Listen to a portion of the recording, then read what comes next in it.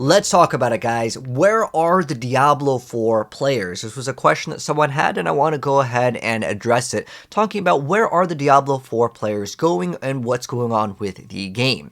So this person posted and saying, returning player, where is everyone hiding? I'm happy to play solo, just kind of feels a bit empty not seeing other players anymore.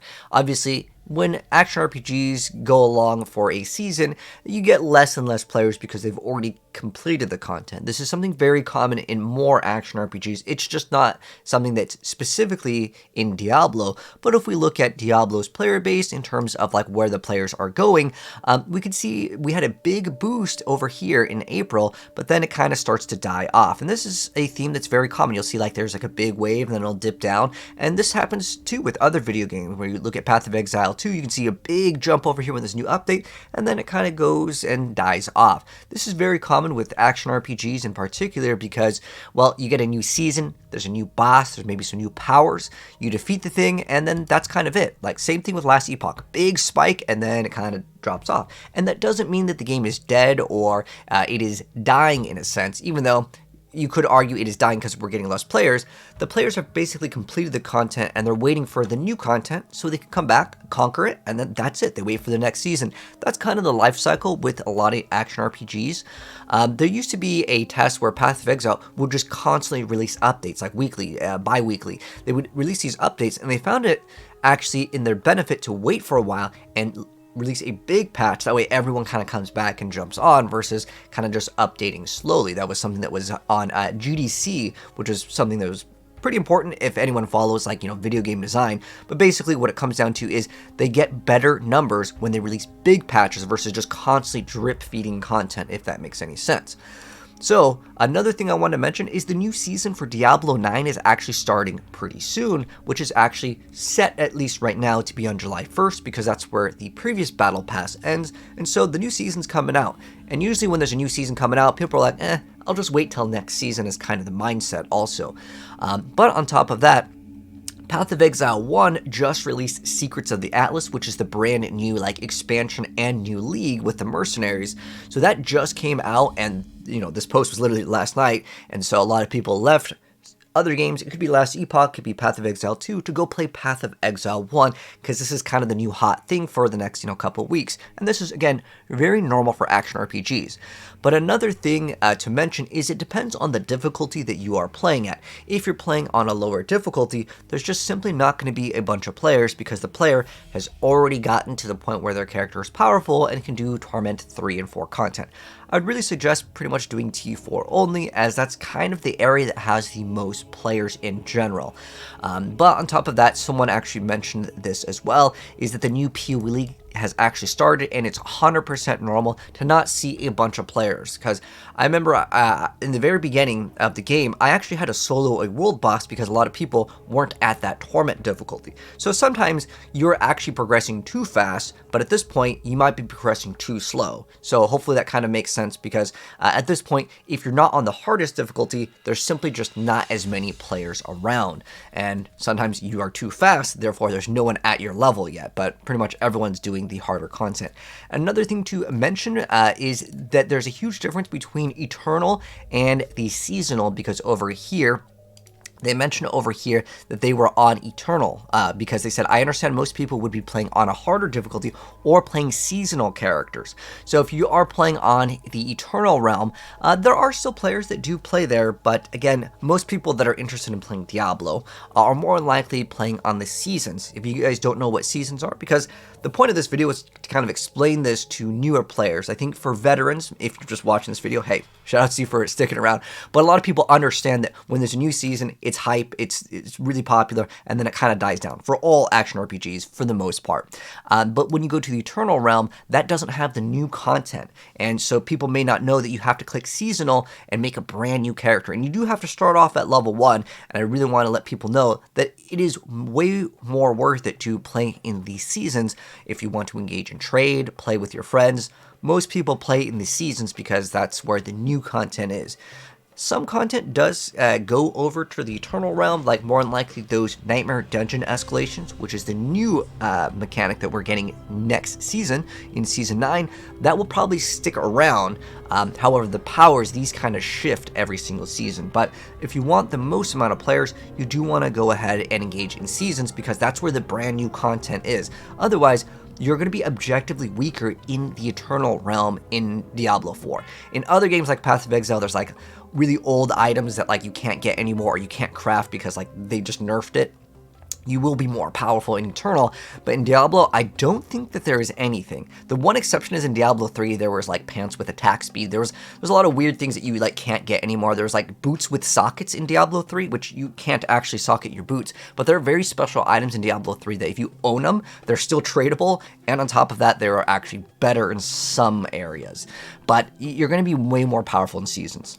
Another thing I want to mention, some Diablo fans are actually playing the Season 35. This actually went live a couple weeks ago, and this is obviously more recent than Diablo 4's Season 8. So there are also Diablo players playing the new season. If you guys didn't know, there is Season 35 for Diablo.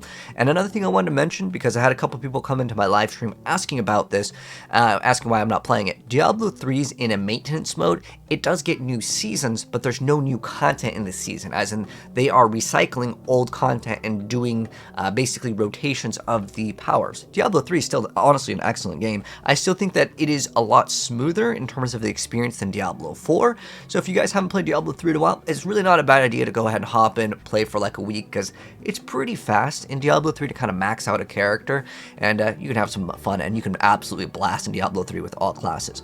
But I know the player was interested in knowing where are all the players, and if you do want to get a group started, this is what I can really recommend.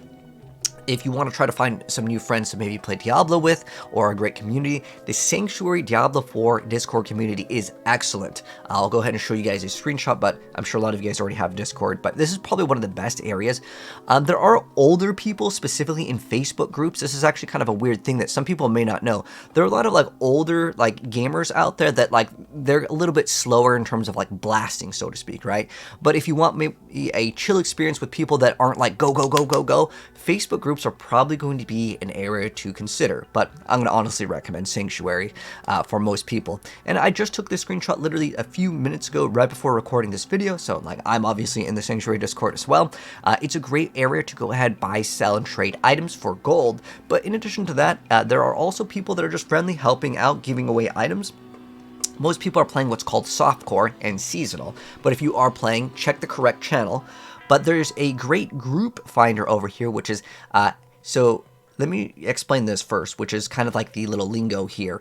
Inside, where you're in softcore, SC stands for softcore, and then LFG means looking for group, and then what you want to do is whatever activity that you're doing. Maybe you're on Torment 1, maybe you're doing normal difficulty here. Again, check out the area that you're in, because the person was mentioning he's not seeing anyone. If you're not on the Torment difficulty, well then look for people that are doing the same sort of content that you're doing. This way you guys can group together, as video games are genuinely more fun with different people. Sometimes you meet new people. If they're not fun to play with, hey, you can just say GG's and go find another group.